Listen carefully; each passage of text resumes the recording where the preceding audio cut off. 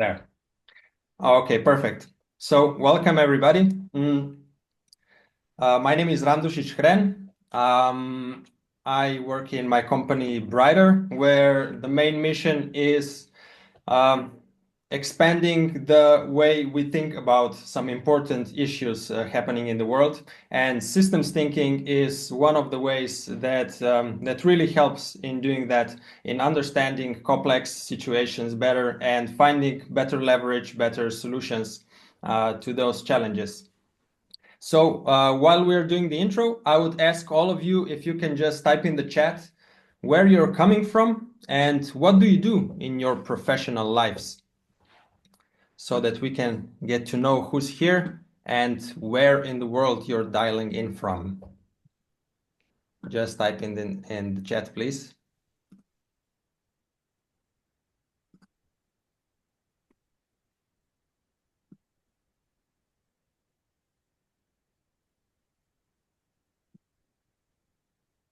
Oregon.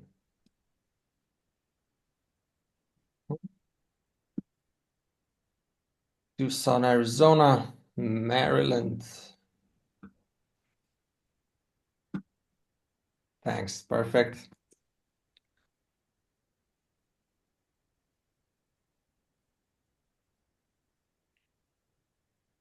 Perfect, perfect. Ljubljana, Manhattan. All right. So we're co-organizing this webinar with DaNel, my co-host here. I will give the word to her in a few seconds. So DaNel is coming from the Water Center for Systems Thinking in Arizona. And DaNel, can you please also introduce yourself and take us through the goals of this webinar? Yeah, absolutely. Welcome, everyone. My name is DaNel Hogan. I'm the Chief Learning Officer for the Water Center for Systems Thinking. As Ram said, based in Tucson, Arizona, in the US. And super excited to be here. Also, we were pleasantly surprised to find out that we both have backgrounds in physics. Don't let that scare you. We're also very good communicators, despite some stereotypes about physicists. So our goals today are to give you a taste of a few of the Water Center for Systems Thinking habits of a systems thinker in our usual interactive way.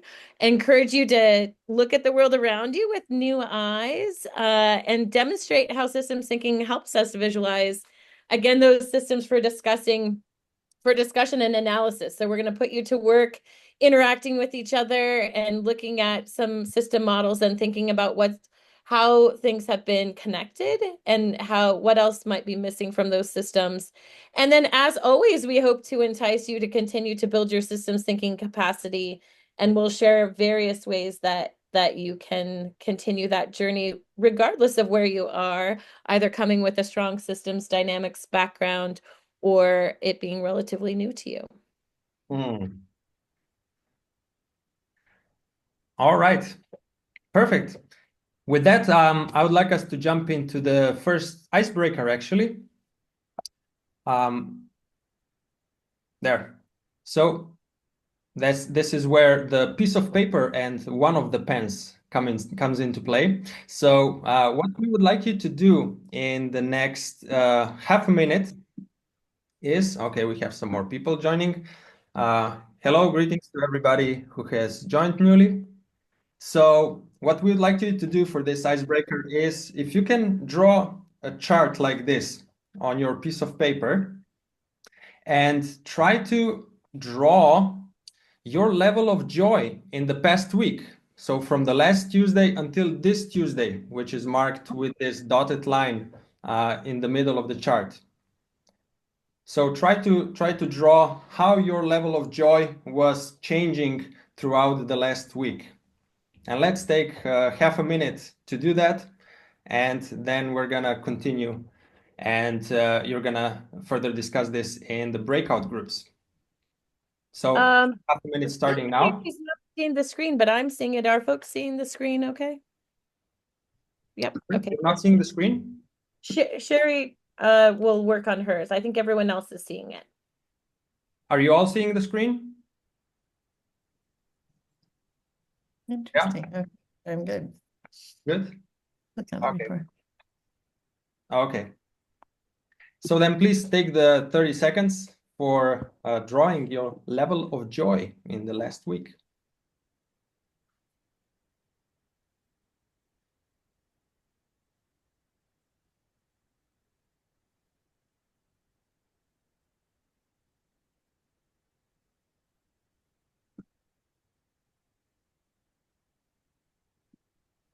Ram, I missed the first part. Should I draw it on a piece of paper?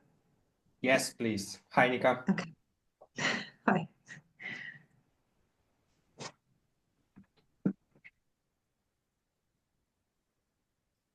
Okay, everybody done?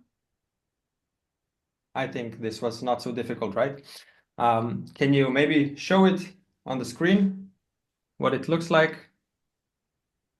Oh, okay, okay. Not so much not so much variance, I see. All right, perfect. Thanks, Vesna. Nice, perfect. So next, so now you drew until the dotted line. So that's until today. Now, can you draw what your hopes are that this chart would look like in the next week? So continuing from the dotted line into the future. So what do you hope that your level of joy will be? What are you maybe afraid of? What do you fear that it might look like?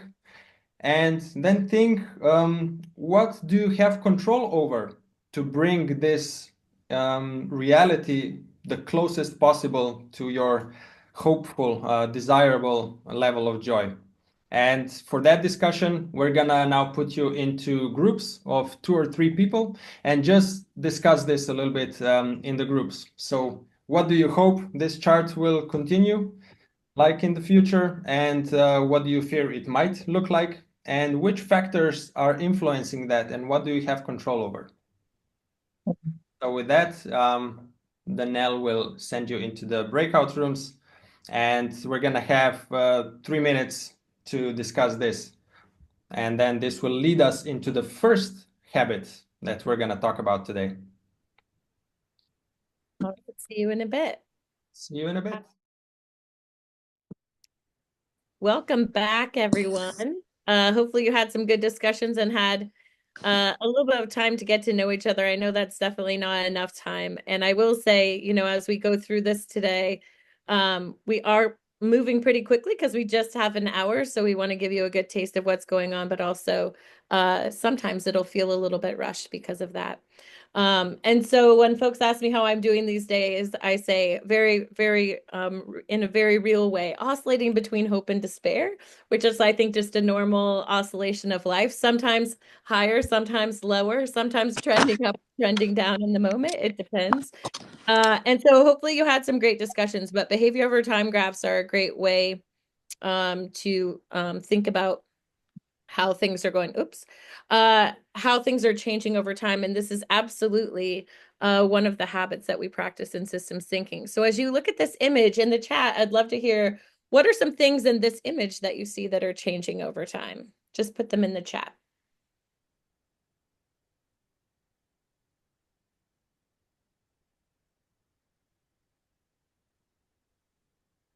Things that you see changing in this image over time. Aging, height, growth, body shape, weight. And so paying attention to things that are changing over time and also thinking about how we want them to trend in the future and what we have agency over in order to make it trend that way can be really helpful as we're analyzing what's going on with the systems that we're interested in. So this habit of a systems thinker, how we're paying attention to what's changing over time and asking ourselves questions about what we want to emerge over time. What are those patterns? How do we want them to trend? Is critically important as we're paying attention to different systems. And these can be, qualitative elements that are changing over time, like your joy, or they can be very quantitative. So, Ram, you want to talk a little bit about some of the metrics that folks might Mhm. pay attention? Yeah, so I think this was very obvious that the metric we used here, so the level of joy, this was somewhat subjective and qualitative. And especially today, when we're very oriented towards numbers and metrics, we often forget that many of the important variables that play a huge role in our systems are actually qualitative or subjective. Right, so that's one of the key points here, that we also explore these kinds of metrics, if we can call them that way. And also another point, we saw that, for example, with the aging and growth, there are many metrics that are influenced by each other. So none of them is really independent, right? So what oftentimes happens when we're building our systems and let's say going with progress, that we focus on one metric and take that metric as our long-term goal. So in the case of the global economy, that would be like GDP, right? Or any of the other like metrics. But it's inevitable that if we only focus on one metric, we're gonna cause externalities in the other domains. So it's important to always have these metrics as a whole. So constantly re-evaluating if the metric that we chose is still a good proxy for the overall health of the system. And one good practice is, so whenever we're looking at one metric as our goal, to constantly and actively search for which metrics might be getting worse as a consequence of our success with the chosen metric. And then we can actually be fast enough in adjusting for this degradation, let's say, in the other metrics, and keep an eye on the health of the entire system. So maybe the point here would be that we can look at metrics more in terms of like health indicators, not as absolute long-term goals. Back to you. Absolutely. Yeah, and the more, of course, we get into systems thinking, the more we see that they are complex systems that we need to try to untangle. And so, in doing that, it's not being so focused on just one metric, but again, really looking at the big picture. All right, so now we need you to get your 5 toothpicks, pens, paper clips, whatever it is that you have that are your elongated objects, and just create this figure. And we're saying that this represents an animal, and I would love to know in the chat which animal you think it represents. Uh, and so we're going to move into this activity to push our understanding a bit.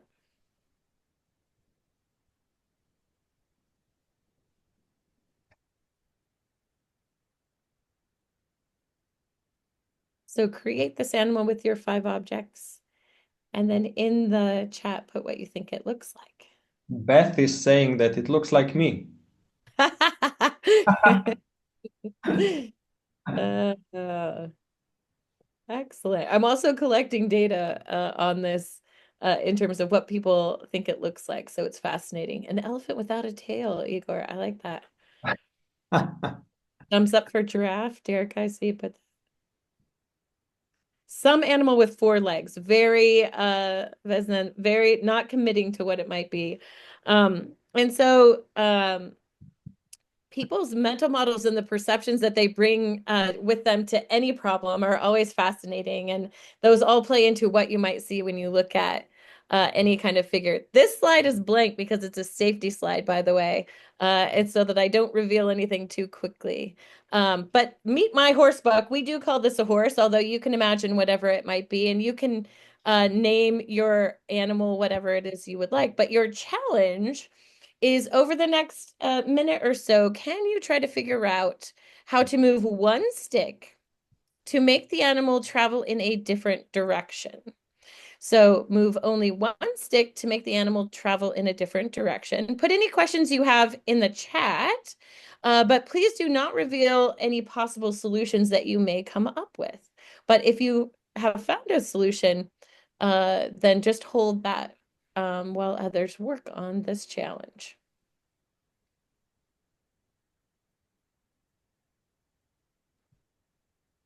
If you do think you found a solution, though, do let us know in the chat with I've got it, or I think I have the solution. Or Eureka. Eureka.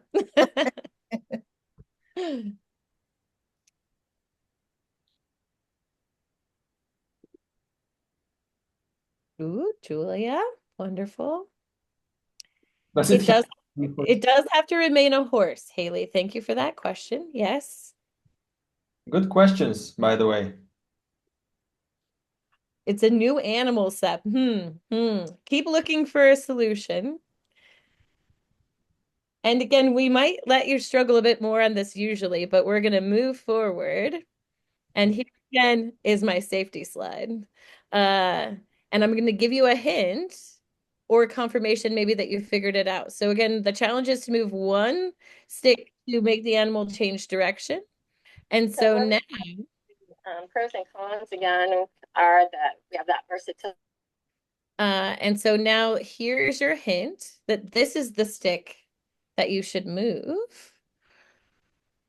Can you figure out where to move it to make the animal change direction if you haven't already? And then here it is. So to just go back and forth, we took that leg and moved it over here. And so now what we started with was a horse that was moving to the right, and now it's moving up off the screen, but it looks exactly the same. If you turn, you can kind of see that perspective. But let's talk about this challenge.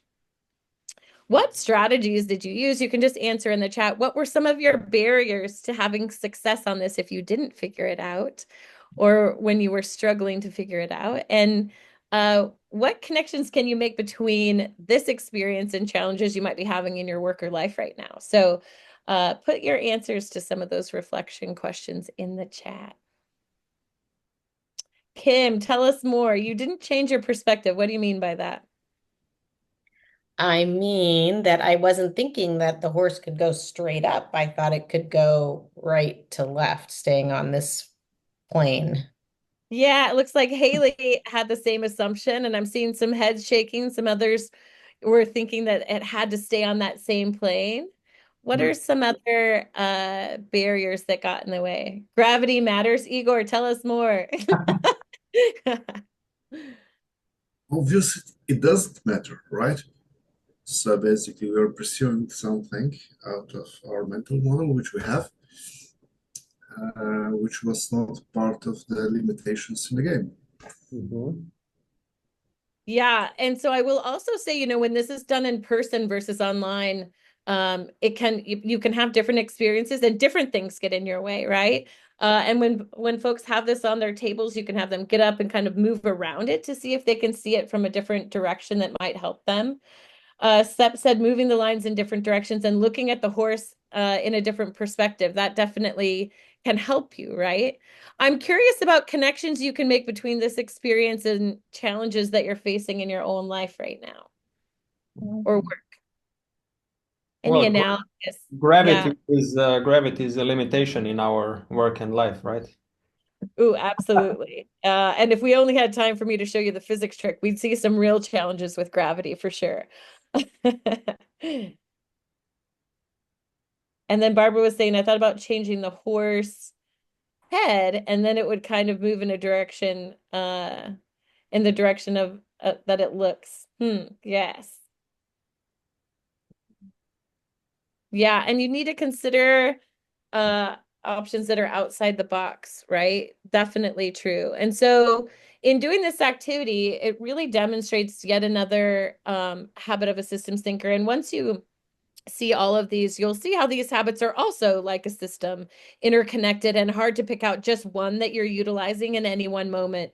But certainly, changing perspectives can really increase our understanding and also, have you look at a challenge that you've been facing in a way that you hadn't considered before, which is critically important for coming up with unique solutions.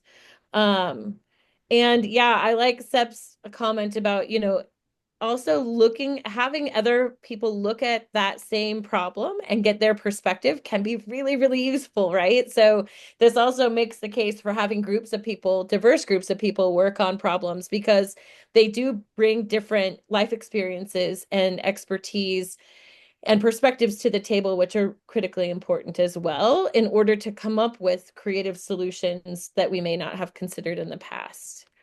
And Mm. so now we're still going to continue to shift and challenge your perspectives and thinking with yet another activity that'll um, push your brain just a little bit. So I'm going to turn it over to Ram to talk about the next one.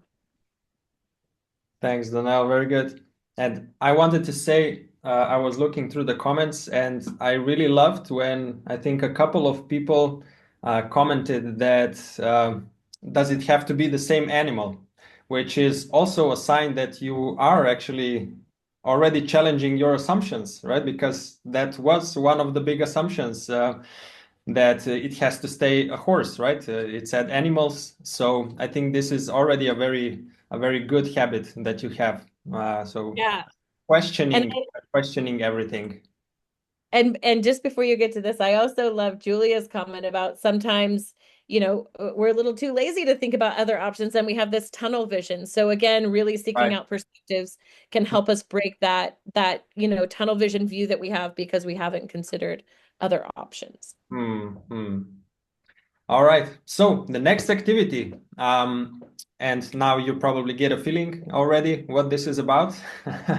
So the task here is connect all 9 dots with at most 4 straight connected lines.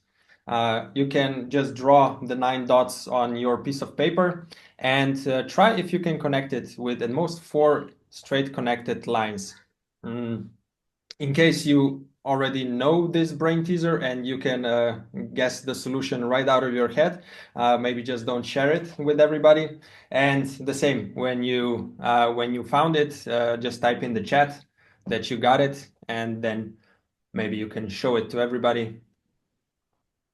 And for those who have a solution, you could consider, are there other solutions? Yes, very good.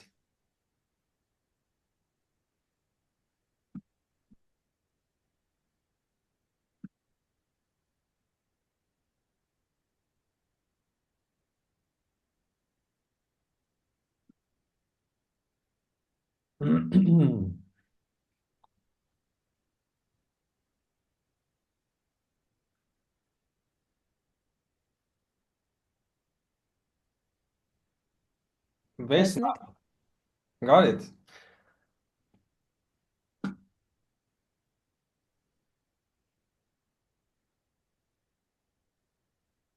Congrats, Vesna.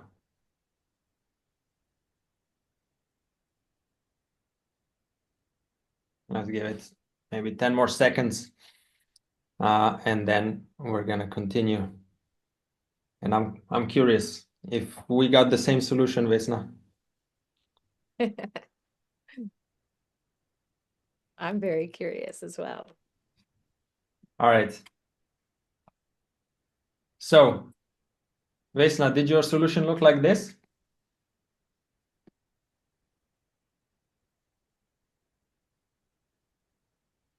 Yeah, it's similar, but it's starting from different corners. So Different basically, corners. yes. Yeah, Yeah. yeah, yeah. So, if you reflect this now to the I can assumptions that you're making, yeah, you can show it to us. just a second. Yeah, I need to deblur. the same, yeah, but Yeah. different presentation. The Nice. point is you need to go out of the lines to be Yeah, able to turn down and yeah, literally outside the box. So if you think in terms of assumptions that we are making about the situations that we're facing, what do you think was the assumption that we had to break to come up with this solution? that we don't need to stay in the same field, in the field Uh, of 9 points only. yes, yes. So to come up with this solution, we had to first break the assumption that we have to stay within this box, the square. And now we can think further. This is not the only solution. we can think further, which assumptions were we automatically making when interpreting this problem in our heads? For example, we have the assumption that we have to connect through the centers of the dots, or that these dots don't have a physical dimension, right? And if we break that assumption, we can come up with this solution, which only includes 3 lines, right? 3 lines connecting the dots, but not going exactly through the center of the dots. And we can go further. What else are we assuming about this situation? So, for example, we can ask about what do we perceive a line to be? And we can maybe come up with this solution. So we perceive a line to be very thin, but what if we have a really thick marker and we can just run through all of the dots at once and connect them with one line? Right? So all of those are really solutions that completely fit within the description of the problem, but we unknowingly made a lot of assumptions about what those things mean, right? So what are those assumptions based on? Well, they are based on our past life experience, right? The way we are used to how lines look like, or what a dot means, right? So whenever we face a complex situation, we can challenge our assumptions and question the things that we are taking for granted. And Ron, yeah. there's a new solution in the chat. Sep said the assumption that we had to keep the lines on the paper, you could cut the dots out, or the dots, you could cut the dots out and connect them with Nice, the line. nice, love it. Yeah, that's when we start getting into this kind of creative and innovative thinking, right? Perfect. I love this.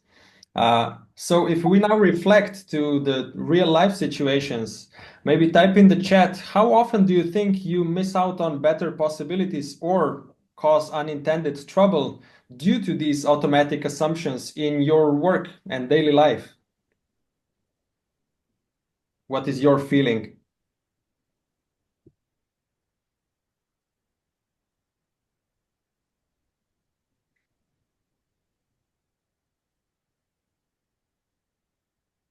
Every day, all day. Yeah. It's sometimes difficult to even think about this because we don't know about all the unconscious assumptions we're making. Yeah, probably daily. And then how can we surface and question those assumptions? What would be your kind of thinking, your strategy? How can we better question our assumptions and things we take for granted?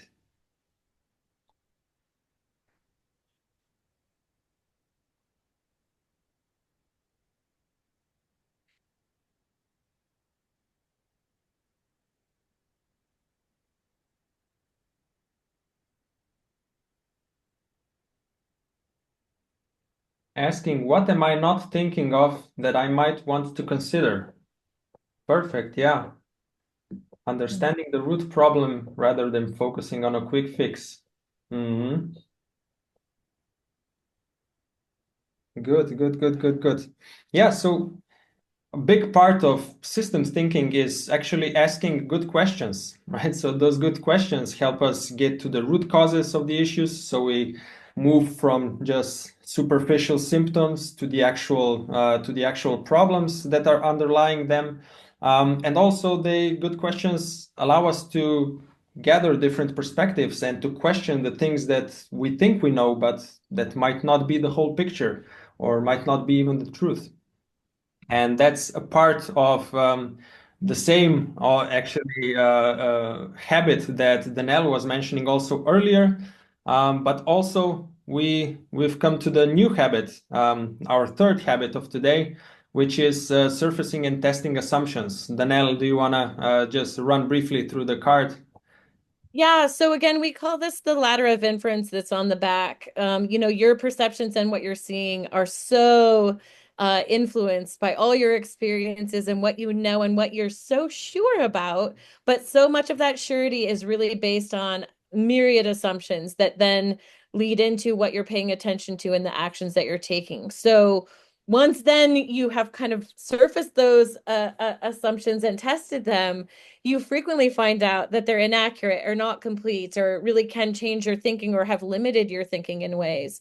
And so practicing this habit and really considering the what if questions and, what if this assumption was wrong, or how would I be able to test this? And again, eliciting information and ideas from other people that have diverse backgrounds so that you can get different mental models and perspectives, and just noticings on the problems that you're working on is critically important. Mm-hmm.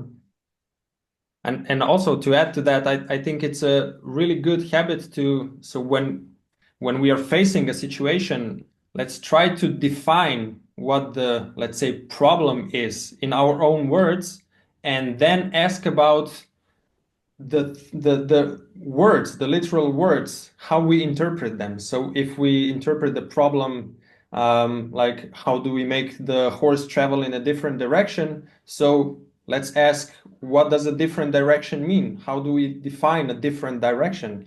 What does different mean, right? So asking about all those things that we would otherwise take for granted. Now, for the next habit that we're now leading into, I would like you to travel back in time to a horse-ridden street of a 19th century city. And I would like you to put in the chat what might be the problems in such cities. What do you think the problems on the streets in such cities could be? Put it in the chat. Pollution, manure, yeah, sanitation, traffic control. Nice. Waste management. Yes. Dirty dresses and shoes. Airborne illness. Wow. This was a flood of different problems. Yeah, definitely. The one I was thinking about the most is, as most of you said, manure, right? So this is probably what the streets of 19th century cities actually looked like. Of course, this is the way AI interprets those cities. So manure was a big problem back then. So what do you think the solution was to make the streets clean?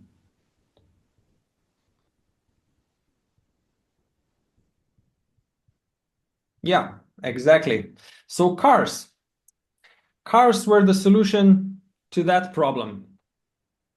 And now if we jump 100 years forward in time, this is where we are. So of course, cars were the solution to that problem, and to some other problems, of course, but they were also a source of so many new problems, right? Instead of making the streets dirty, they're now making the air dirty. They're causing carbon emissions, leading to global warming. They're causing traffic congestions, traffic accidents, and so on, right? So by having a solution to one of the problems, we caused all these unintended consequences, right? So the question now is, how can we think better about all of these unintended consequences, and how can we design solutions in a more holistic sense, such that we take into account all of these other consequences?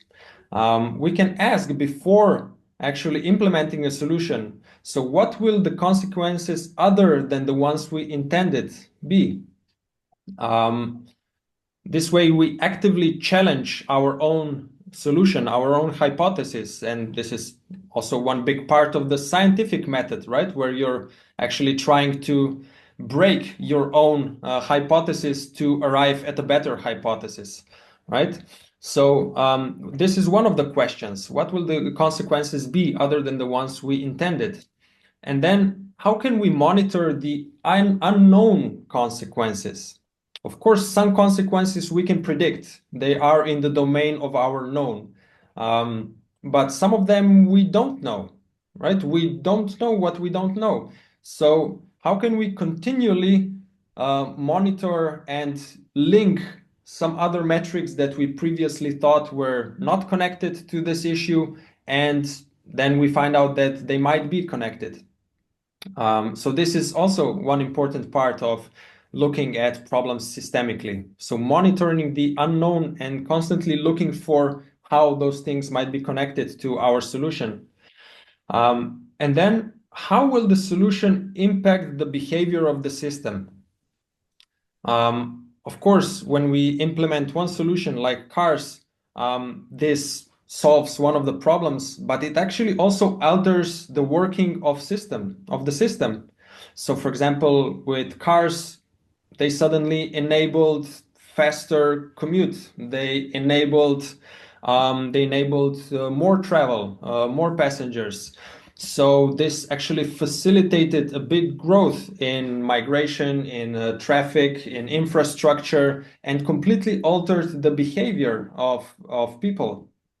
And then often when people say that we will be solving traffic congestions with building wider streets, this is the same kind of issue, right? Of course, it will solve the issue in the short term, but a wider street will just facilitate more throughput of the traffic also. And eventually you're going to bump into the same limit, but now the system will be even more entrenched, right? It will be even more difficult to manage the traffic because it will be on such a larger scale. So exploring the ways in which our solution actually impacts the behavior of the system.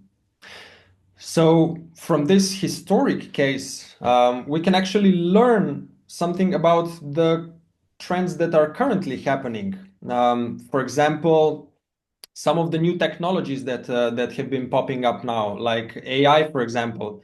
Of course, there are many fields where the technologies solve specific problems.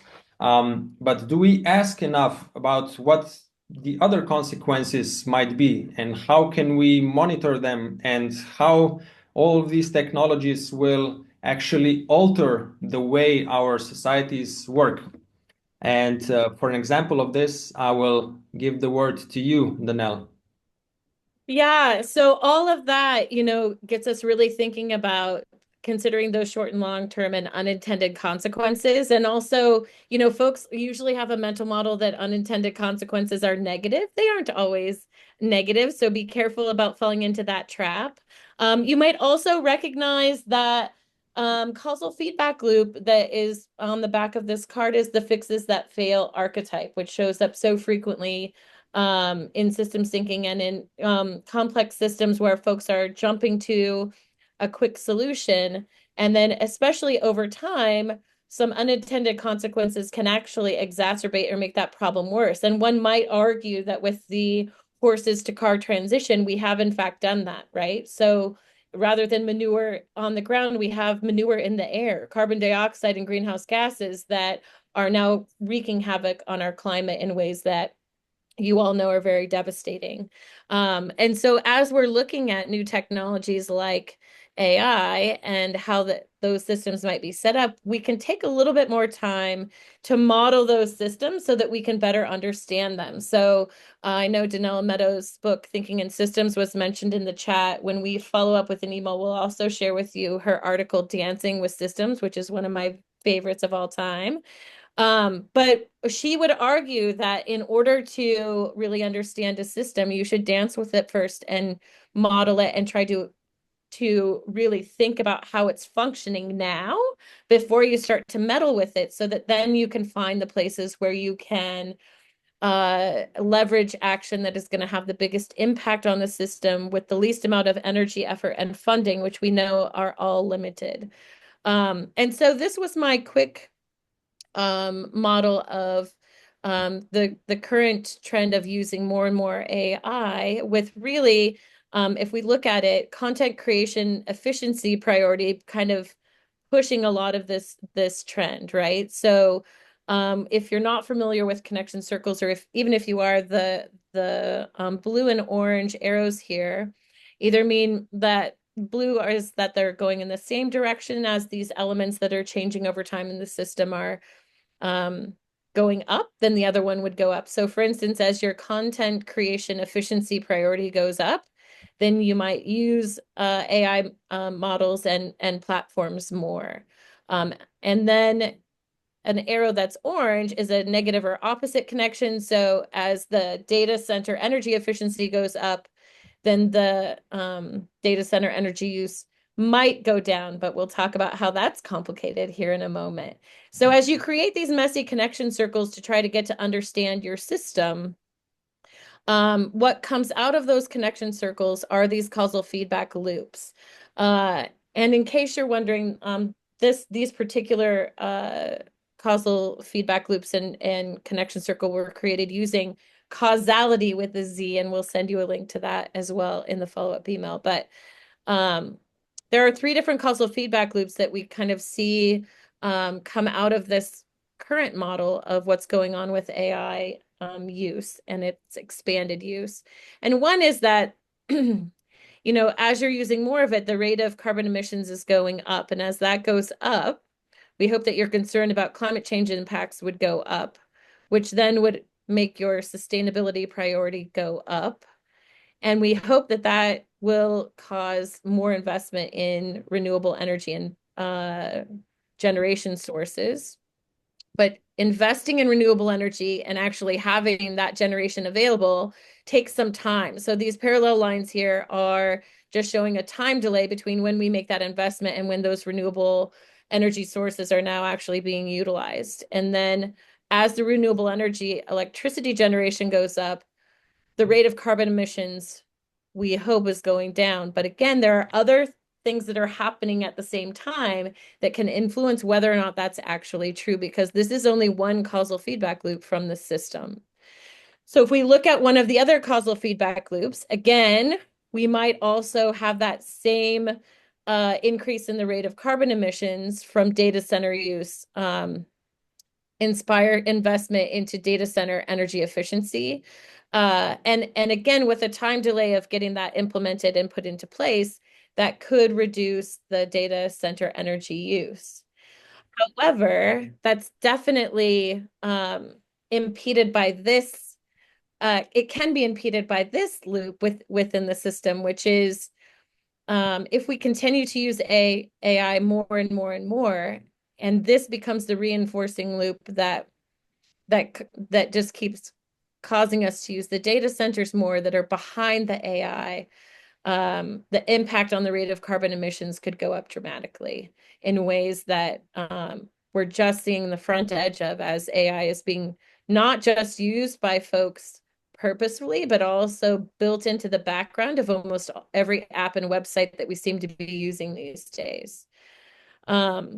And so as you're building out these systems and modeling what's going on, the real power of systems thinking is not in having made a model of the system, but it's now in asking you all, this isn't the whole story. What else is missing from this model? What else would you have included as an element that's changing over time that should be connected to these other factors? Maybe put a few answers in the chat. What else would you include in this?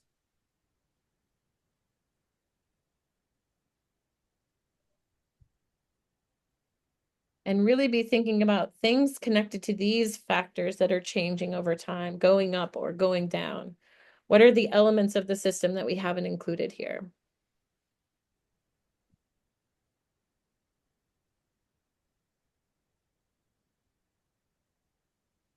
Yes, Julia, water usage, also hyper connected to this. Intensity scale. Igor, can you tell us more about what you mean by intensity scale? Hi, the intensity and the scale of the changes of different parameters. Maybe something will change a little bit on scale, and some changes will be very dramatical. Yes, and sometimes little changes have big impacts too, right? So that intensity, you have to think about it in a variety of different ways. But yes, I love the way that you're thinking about what is the magnitude of those changes, and then also a small change in one element can really cause big changes in others, as Ram was talking about earlier, paying attention to what else is this connected to and what else is it impacting. Mm. And so then you can start to see. So thank you, Igor. That's a great thing to be thinking about, and I appreciate that insight. You can also see in the chat everything else that's coming up: skills, knowledge, social interactions, techno-fascism, for sure, something that we're concerned about right now. Socioeconomic outcomes, for sure. Raw materials that are used to build those data centers. I don't know if you know that this is trending, that nuclear power plants are being brought online or restarted. In the US, we have a couple that are being restarted in order to power data centers, right? And so is that the way we want to be trending in terms of our energy use and what we're using to support it? So there's lots to consider, but what I hope you're getting a sense of right now, as we're running out of time, is this is why we need to be better systems thinkers. This discussion that's in the chat and where this would lead us and how it would help us make this model that I have right now that's too simple a bit more complex, so we could start to think about some of the other elements that are connected and changing over time, and then come up with some solutions for where we might focus our time, attention, and funding in order to start to make some changes. And then also, as Ram talked about earlier, thinking about how we would monitor those metrics as we're making those changes, so that we can see, are we trending in the right direction, or is that successive approximation needed where we again readjust that solution to adjust for the way that we want it to go. Mm. And I think Oh, so I much think to think about. Yeah, Ram, what else? you made a really good point here at the end, that you never reach a point where you have the model, right? It's never a complete model. So the way, at least in my view, also to think about systems thinking is more of a tool that can facilitate our exploration of the situation and the thinking process about what to do next. So it's less of a like defining what's exactly going on and more of a facilitation of exactly this discussion that was happening right now in the chat. So yeah, this is great. This is your bonus habit. We know we said 4, but then we decided to include 5. It's hard. There are 14 of them, and we'll show you these in a moment. But again, you have to really stop thinking about things in a linear fashion, because nothing in our world is linear. It is all feedback loops and connections and systems. And so really thinking about the complex cause and effect relationships and utilizing the habits and tools of systems thinking to do that will help us again, be more efficient, truly efficient about how we're making changes in the world. But be careful about efficiency. Ram, tell us about Jevons paradox. Yeah, this is just one example, and we're gonna finish with this one because we're gonna run out of time. So Jevons paradox, some of you might have heard about it already. So the popular narrative is that the more efficient our machines get, or the data centers, or whatever, the less energy we will use. And this is certainly one of the feedback loops, right, that we might draw in the system. So when it becomes more efficient, it uses less energy, right? But often it turns out that this is not the dominating loop in the system. And if you take a look at what's going on in the history, we have been constantly coming up with more efficient machines, but our rate of energy use was only going up. So if you think back to the connection circles and to the systems, so yes, while efficiency does in the short term mean that less energy will be used for this, you can ask what other effects will this reduction in efficiency have? So, for example, with more efficiency, the let's say energy will become cheaper. So with cheaper energy, more people, more businesses will use more of it simply because of supply and demand. Also, you could see that when, let's say, something becomes cheaper, people have more surplus of money and they are going to invest that money into other activities. So in this way, the economy diversifies, more sectors open up, and at the end, it leads to more economic activity, and that uses again more electricity, right? So we can see in this chart here that throughout history, energy use has just been going up, even though we have been coming up with more and more efficient machinery. And the other, let's say, the cousin of this story is the addition of new and, let's say, cleaner energy sources. As you can see here, we are adding more energy sources, right? And so to say, sustainable ones, like wind and solar. But again, this just supplies more electricity into the energy mix. It doesn't do anything to actually reduce the use of coal and oil. And this is the same effect, right? When you are adding more efficient sources or more clean sources, the economic system will just use that energy because it now comes cheaper. Right? So this is also something we need to take into account, because if we don't, then we can just blind ourselves that with more solar power, the world is becoming more sustainable, when in reality it's not. It's actually not diminishing the use of coal and oil, and it's adding more externalities on top of that, because we now need to mine more materials, we have more toxic waste to take care of, and so on. So you can see how, if we don't look at this picture in a holistic sense, we can just add more problems to the mix without actually solve the ones we were intending to solve. So, DaNel. And so hopefully we have, giving you a quick taste of systems thinking. Many of you had that already, but also we hope that we've sparked a little bit of enthusiasm in you to explore even more how you can build your systems thinking capacity. And so this is a QR code and a link to our Habits of a Systems Thinker cards, which we think are a useful way to really focus your attention on what you might be doing and how you might be thinking about the systems that you're involved in.